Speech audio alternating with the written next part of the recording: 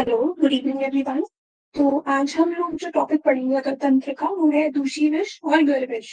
ठीक है, तो ये बहुत इंपॉर्टेंट टॉपिक है आपका एग्जामिनेशन पॉइंट ऑफ व्यू से। 15 से लेके 5 मार्क्स तक दोनों में क्वेश्चन इससे पूछे जा सकते हैं। ठीक है, तो सबसे पहले हम पढ़ेंगे दूषी विष के बारे में, राइट। तो सबसे पहले हम पढ़ेंगे दूषी विष। दूषी विष में आपको जो है पता होना चाहिए निरुक्ति। दूषी विष की निरुक्ति पता होना चाहिए। दुष धातु में अनिच और इन प्रत्यय करने से दूषी शब्द बनता है। ठीक है, दुष धातु में इनिच और इन प्रत्यय करने से। दुष का अर्थ होता है अपवित्र या खराब, और दूषी का शाब्दिक अर्थ है आंखों का कीचड़। ओके, तो अभी क्या है इसमें मैं आपको बताती हूँ बेसिकली दूषी विष क्या होता है। आप इसकी डेफिनेशन है यहाँ पे आचार्य सुश्रुत ने दी। ठीक है, ये आपको पढ़नी है। स्थावर, जंगम और कृत्रिम विष का वो अंश। ठीक है, ये वाली डेफिनेशन आचार्य सुश्रुत वाली आपको याद करनी है। तो बेसिकली क्या है, कोई भी विष चाहे वो स्थावर हो, जांगम हो या कृत्रिम हो, ठीक है, उसका अंश जो है पूरे पूर्ण रूप से शरीर से बाहर नहीं निकल पाता।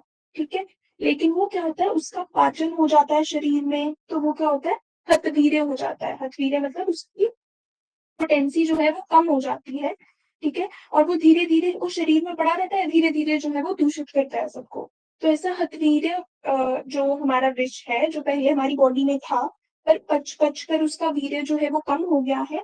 ठीक है, तो वो शरीर में पड़ा रहेगा, धीरे धीरे शरीर को दूषित करेगा। तो बेसिकली जो दूषी विष और गर्विश है उसमें क्या प्रॉब्लम है, ये हमने नॉर्मल विष पढ़े। दूषी विष और गर्विश जो है ना वो कम पोटेंसी वाले विष है। तो ये एकदम से आप मृत्यु नहीं देते, पर लॉन्ग टर्म में मृत्यु देते हैं। तो ये बहुत देर तक शरीर में पड़े रहते हैं और धीरे धीरे दूषित करते हैं और फिर मृत्यु कर देते हैं। ठीक है, तो दूसरी विष समझ आया।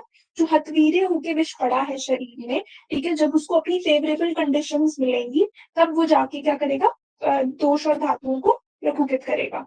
ओके, उसके बाद आता है ये दूषी विष के प्रकोपक कारण क्या है। शीत, ये देखो, शीत है, अनिल है, और दुर्दिन मतलब कोल्डनेस, ठंड, वायु और क्लाउडी डे। इससे क्या होगा, दूषी विष प्रकोपित हो जाएगा। उसके बाद है अव्यक्त अवस्था। देखो मैंने बोला ये अल्प वीर्य होता है।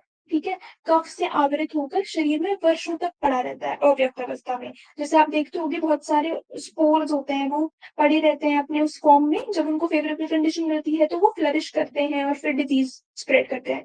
तो दूसरी विष को भी आप उसी तरह से समझोगे कि ये अल्पवीर्य विष है जो कफ से आवृत होकर शरीर में वर्षों तक पड़ा रहता है। ओके, उसके बाद आता है दूषी विष के निदान। ये इसके सब निदान दे रखे हैं। तो देखो पहले तो क्या है, अब इसके जो प्रतिकूल देश काल आहार विहार आएगा अत्यधिक पहले तो क्या हो गया, इसके फेवरेबल कंडीशंस, इसके प्रतिकूल, इसके सिमिलर देश होगा, काल होगा, आहार विहार होगा, तो ये क्या है अपने प्रकोपन करना शुरू करेगा। या फिर आप अत्यधिक परिश्रम करोगे, अत्यधिक मैथुन, मानसिक द्वंद्व, क्रोध करोगे, तो उससे ये अपना काम करना शुरू कर देता है, ये अपनी एक्टिव फॉर्म में आ जाता है। और जब आपकी बॉडी की रोग प्रतिरोधक क्षमता भी कमजोर पड़ जाती है तब भी। ठीक है, तो मतलब इसको क्या चाहिए, एक फेवरेबल कंडीशन चाहिए। ठीक है, वो आप कैसे भी, चाहे वो देश काल हो या फिर आप फेवरेबल कंडीशन उसको दे रहे हो। दूसरी आपकी रोग प्रतिरोधक क्षमता, आपकी इम्यूनिटी जब वीक होगी तभी एक्टिवेट हो जाएगा। ठीक है, उसके बाद आते हैं दूषी विष के पूर्व रूप। इसमें क्या आता है, निद्रा, अति निद्रा आती है, भारीपन लगता है, जिरंभा, संधियों की शिथिलता, रोमांच, अंगमद, तो ये उसको देखने को मिलता है। ठीक है, उसके अलावा क्या लक्षण आते हैं हमारे पास, ये आप सुश्रुत वाले लर्न करो। भिन्न पुरुष, भिन्न वर्ण, मुख से विगंध, मुख में वैरस्य, पिपासा, मूर्छा, वमन, गदगद वाणी। ठीक है, तो ये आप याद कर सकते हो।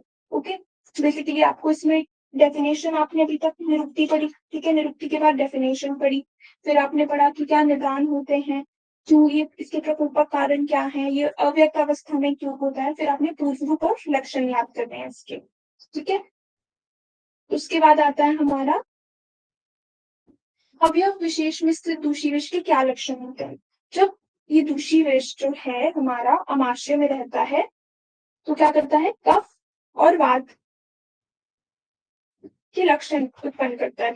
कफ और वात को दूषित करता है, उनके लक्षण उत्पन्न करता है। ठीक है, उसी तरह जब ये पक्वाशय में होता है वात और पित्त के लक्षण उत्पन्न करता है। ठीक है, इसके अलावा जब रसादी धातुओं में जाता है उनको दूषित करता है तो उनके लक्षण उत्पन्न करता है। अमाशय पक्वाशय और रसादी धातुओं का आपने स्पेसिफिकली याद रखना है। कि साध्यता असाध्यता अगर देखेंगे तो आत्मसंयमी पुरुष जो है, अगर उसमें नवीन रोग है, 1 वर्ष पुराना है, तो वो याप्य होगा। क्षीण है, अहित सेवी पुरुष है, तो उसमें असाध्य होता है। तो ये इमीडिएटली मारता नहीं है, धीरे धीरे लॉन्ग टर्म में आपको धीरे धीरे दूषित करेगा और फिर मारता है। तो इसकी शास्त्रों चिकित्सा क्या है? सबसे पहले आपने क्या कराना है? स्वेदन कराना है पीड़ित का, रोगी का स्वेदन करा के उसको वमन कराना है। ठीक है, वमन से शोधन कराने के बाद हम उसको क्या देंगे? अगत देंगे, मतलब हम उसको मेडिसिन देंगे, मूशी विषारी अगत, जैसे कि पिपली, कतरीन, जटामासी, शावर, लोत्र, ये सबको ना आपने स्वर्णगैरिक, सुवर्चला, सूक्ष्मला, इनको मधु में मिलाकर उसको ये अगत देना है। पहले स्वेदन कराना है, वमन करा के शोधन कराना है और फिर ये अगत उसको देना है। ओके, फिर उसके बाद क्या आता है हमारा? दूषी विष के उपद्रव। क्या उपद्रव?